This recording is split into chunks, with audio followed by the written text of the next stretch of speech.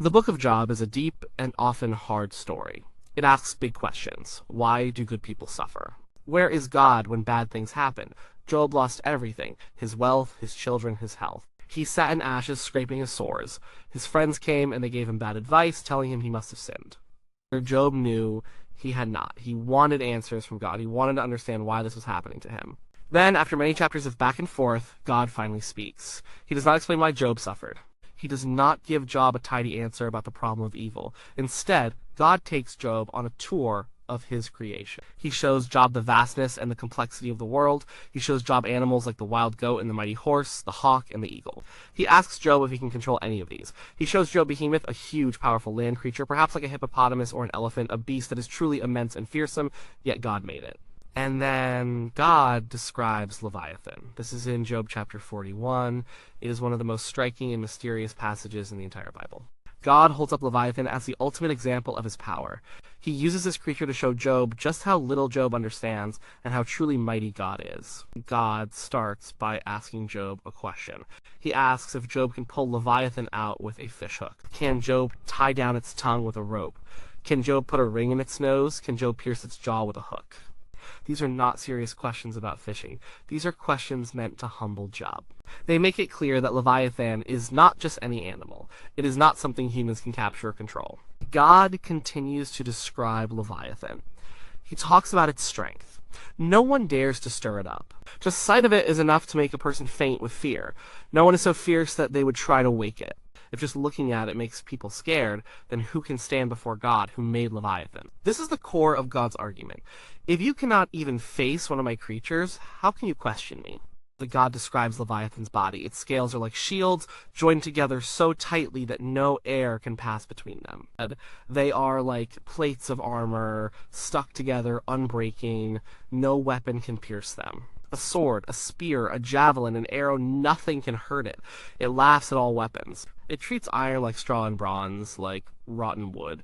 This creature is invulnerable. It is a living fortress. And then there are the more fantastical details. When Leviathan raises itself, it terrifies even the mighty. Its back is like rows of shields. When it snorts, it sends out flashes of light. Smoke pours from its nostrils as if from a boiling pot over burning reeds.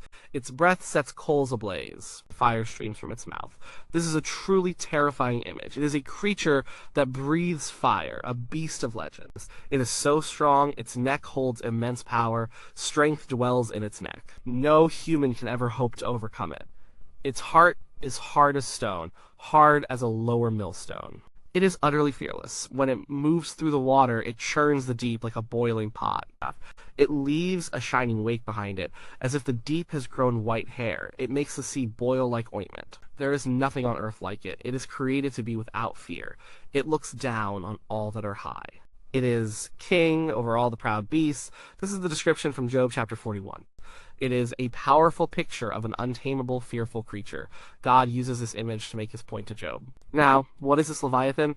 People have thought about this for a very long time. Is it a real animal? Is it a myth? Is it just a symbol? Some people think Leviathan could be a real animal.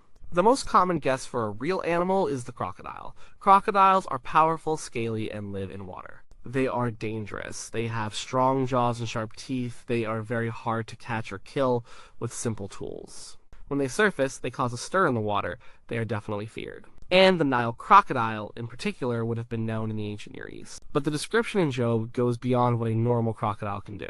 Does a crocodile breathe fire? Does smoke pour from its nostrils? Does it make the deep boil? These details seem to push it past a simple, natural animal. While a crocodile might be the closest real animal in terms of general characteristics like scales and power, the biblical description adds something more. It takes the idea of a fearsome creature and amplifies it to an almost supernatural level. So, while it might draw on aspects of real creatures, it seems to be more than just a literal animal. Other people think Leviathan is a mythological creature.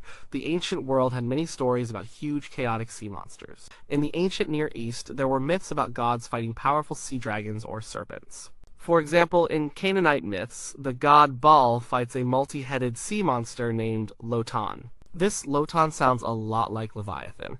There are other names too, like Yam, the god of the sea, or Rahab. These creatures often represented the forces of chaos and disorder in the world. They were things that threatened the stability of the cosmos.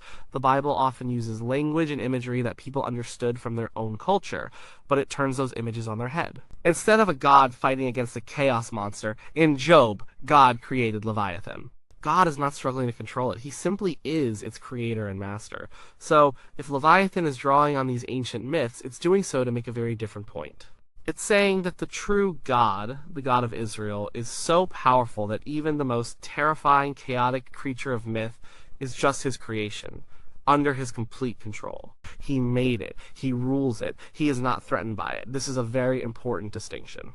It shows God's unique power and sovereignty over all things, even the things that seem to represent chaos. And then there's the symbolic meaning. Leviathan is clearly a symbol, no matter if it's based on a real animal or a myth. What does it symbolize? First, it symbolizes the overwhelming power and mystery of creation. God is showing Job that his world is full of things that humans cannot understand or control. The natural world is vast and fearsome. There are forces at work that are beyond our grasp. The Leviathan stands for everything in creation that reminds us of our smallness and God's greatness. It is a testament to God's boundless creative energy. He made creatures that are beautiful, and he made creatures that are terrifying, and all of them show his power. Second, Leviathan symbolizes chaos and the untamable aspects of existence. Job's life had become chaos. He didn't understand why. He felt like the world had turned against him. By showing Job Leviathan, God is essentially saying, look at this creature.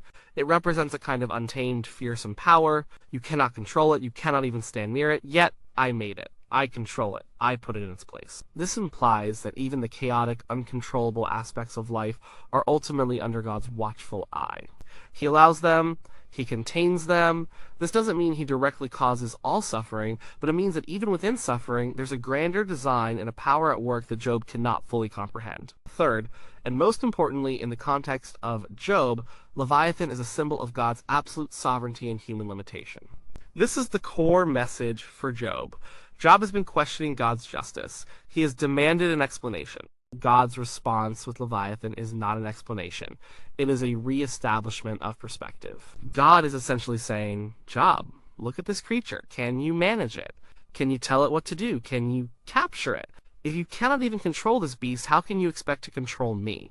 How can you understand my ways? How can you demand answers from the one who created all things, including this creature? Leviathan shows Job that there are aspects of God's power and wisdom that are simply beyond human comprehension. Job cannot grapple with Leviathan, and he certainly cannot grapple with God. This forces Job to let go of his need for answers and instead embrace a trust in God's ultimate power and wisdom, even when that wisdom remains hidden from him. It is a lesson in humility. It is worth noting that Leviathan is also mentioned earlier in the book of Job, in chapter 3, verse 8. There, Job is in deep despair. He curses the day he was born. He says, let those curse it who curse the day, who are skilled to rouse Leviathan. This is a quick, passing reference, but it's significant.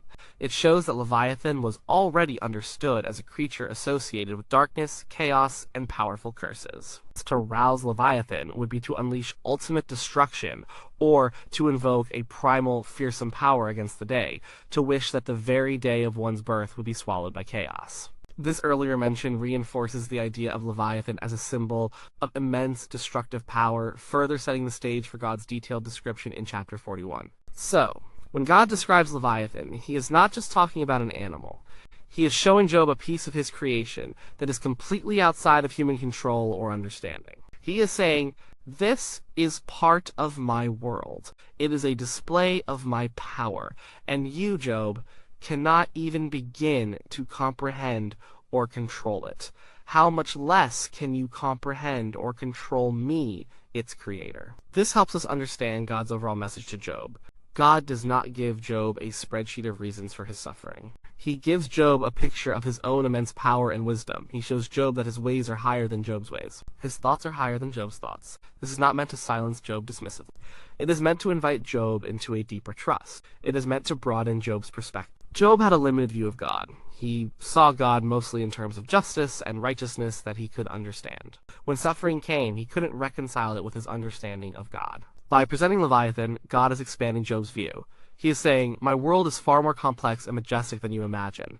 There are wonders and powers within it that you cannot even begin to grasp, and I am the one who orchestrates all of it. This doesn't mean God is distant or uncaring, it means his care operates on a scale that humans cannot always perceive. When Job finally sees this, when he hears God describe Leviathan, he has a breakthrough. In Job chapter 42, Job responds to God. He says, I know that you can do all things, no purpose of yours can be thwarted. You asked, who? Is this that obscures my plans without knowledge? Surely I spoke of things I did not understand, things too wonderful for me to know. That Job stops demanding answers. He stops questioning God's justice in the way he did before.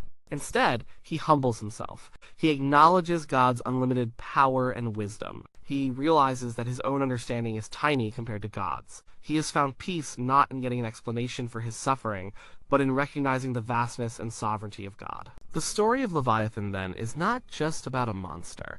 It is about perspective. And it is about the gap between human understanding and divine wisdom. It is about our place in the universe. We are small. We are limited. God is infinite. He is limitless. He holds all things in his hands, even the most terrifying, fire-breathing, uncatchable creatures. This message is still relevant today. We often face our own forms of Leviathan. These can be big, unexplainable problems in our lives. They can be things we just cannot understand or control.